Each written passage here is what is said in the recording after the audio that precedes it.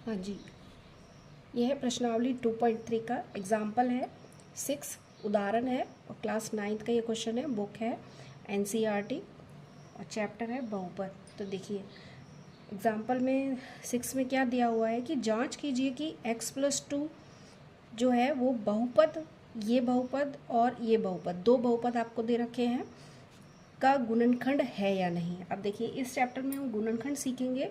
गुणनखंड का मतलब होता है कि ये जो आपको बहुपद दिए होते हैं उनको रैखिक बहुपद के गुणनखंड में आपको चेंज करना है। ठीक है, गुणनखंड है। अभी आप जैसे जैसे क्वेश्चंस करेंगे वैसे वैसे आपको समझ में आ जाएगा कि गुणनखंड कैसे किए जाते हैं। ठीक है, तो देखिए सबसे पहले क्या करना है अपने को, इसका हल देखिए कैसे करते हैं। देखिए क्या है, अपने को जांच करना है कि x+2 बहुपदों के इसका और इसका गुणनखंड है या नहीं। तो देखिए सबसे पहले हम क्या करेंगे कि इस रैखिक बहुपद जो आपको बहुपद दे रखा है, ये वाला जो बहुपद दे रखा है जिसकी हमें जांच करनी है कि ये इसका गुणनखंड है नहीं, पहले हम इसका शून्यक निकालेंगे। ठीक है, शून्यक निकालने का तरीका हमने पिछली एक्सरसाइज में सीखा है, पिछली प्रश्नावली में सीखा है। तो सबसे पहले क्या है, शून्यक निकालने के लिए जो भी आपको बहुपद दे रखा है उसको 0 के बराबर लिखते हैं। ठीक है, अब जब इसका हमने 0 के बराबर लिख दिया तो जब हम x का पक्षांतरण 2 का पक्षांतरण करेंगे तो x बराबर आएगा -2, प्लस का 2 है -2 आ जाएगा। ठीक है, तो देखिए ये जो -2 आया है वो इस बहुपद का क्या है, शून्यक कहलाता है। ठीक है, ये इसका शून्यक है।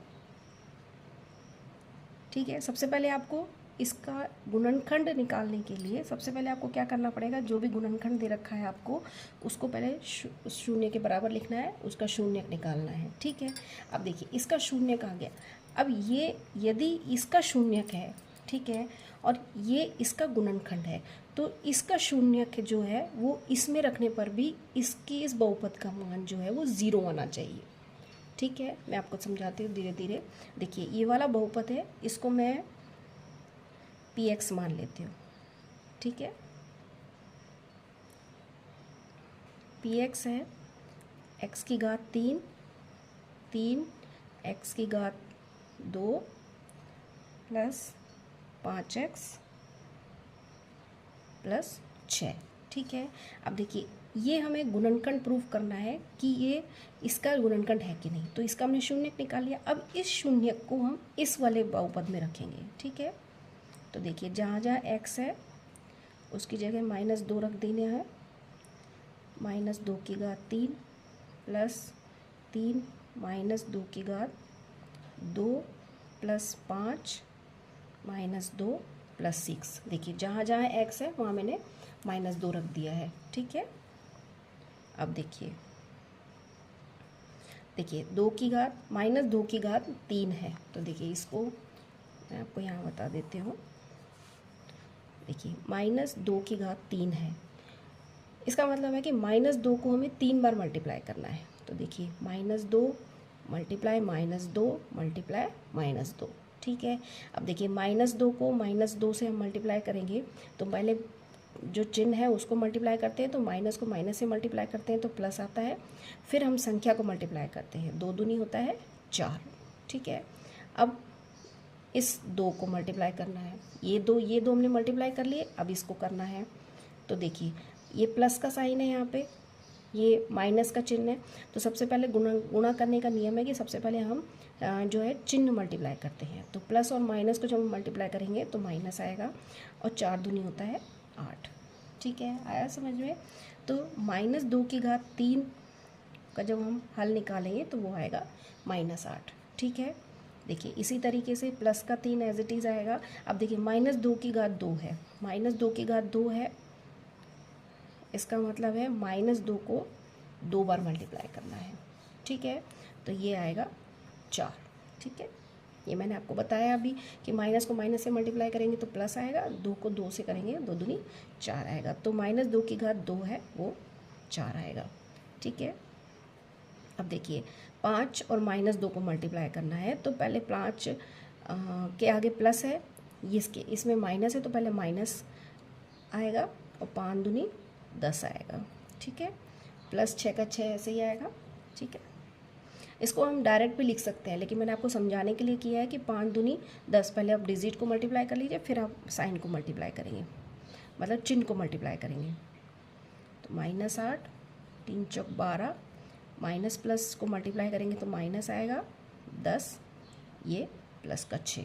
ठीक है, अब देखिए पहले माइनस माइनस की जो संख्या है उसको हम पहले प्लस कर लेंगे। देखिए ये माइनस का है, ये माइनस का है, तो दोनों को जब हम प्लस करेंगे तो पहले चिन्ह माइनस का आएगा, 10 और 8 18। ठीक है, अब प्लस का लेंगे तो प्लस के भी 12 और 6 होता है 18 + 18।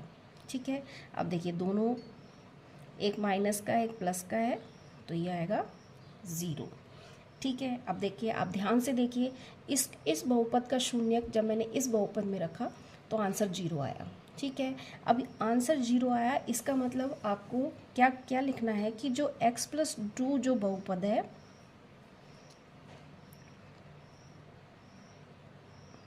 बहुपद x की घात 3, 3x² 5x + 6 का एक गुणनखंड है। देखिए ये आपको सिंप्लीफाई इसे सत्यापित हो गया है कि जो हमें क्वेश्चन में पूछा था कि ये इस बहुपद का गुणनखंड है कि नहीं। अब देखिए इसका तो हमने पता लगा लिया कि इसमें गुणनखंड है कि नहीं। अब इसी बहुपद का, ये इस बहुपद का गुणनखंड है कि नहीं, इसको भी हम आगे जांचेंगे। ठीक है, देखिए हाँ, तो दूसरा बहुपद, सबसे पहले इसको हम मानेंगे। दूसरा बहुपद मैंने ले लिया gx, और gx हमें दे रखा है 2x + 4। ठीक है, अब देखिए इसमें मान रखना है x = -2, ये आपको इसमें रखने पर। अब देखिए इसको जैसे अपन ने हमने यहाँ पे किया था उसी तरीके से इसमें भी -2 रखना है। अब जहाँ जहाँ x दे रखा है वहाँ -2 रखो। देखिए इसको माइनस को पहले प्लस से मल्टीप्लाई करेंगे तो माइनस आएगा, 2 दूनी 4 आएगा। ठीक है, ये प्लस का 4 ऐसे आएगा, और gx -2 का जो मान है वो 0 आ गया। ठीक है, अब देखिए जो बहुपद हमें दिया हुआ है कि वो गुणनखंड है कि नहीं, उसका शून्यक निकाला हमने, उस शून्य को इस बहुपद में रखा, दूसरे बहुपद में रखा, दोनों में 0 आ रहा है, तो इसका अर्थ है कि जो x + 2 जो है, x + 2 बहुपद 2x + 4 का एक गुणनखंड है। ठीक है, ये आपको इसी तरीके से आपको जांचना है कि ये इसका बहुपद है कि नहीं। अब देखिए जो फैक्टर थ्योरम है, जो गुणनखंड प्रमेय है, वो इसी पे आधारित है, इससे पहले दी हुई है, उसमें भी यही लिखा हुआ है कि कोई एक लीनियर बहुपद दे रखा है, लीनियर बहुपद मतलब रैखिक बहुपद दे रखा है, वो किसी बहुपद का गुणनखंड है कि नहीं, ये हमें जांचने के लिए सबसे पहले क्या करना पड़ेगा, पहले इसका शून्यक निकालना है। शून्यक जो भी आता है वो इसमें रखिए, अगर उसका भी अगर वो भी 0 आ जाता है तो इसका जो शून्यक है वो इसका भी शून्यक होगा।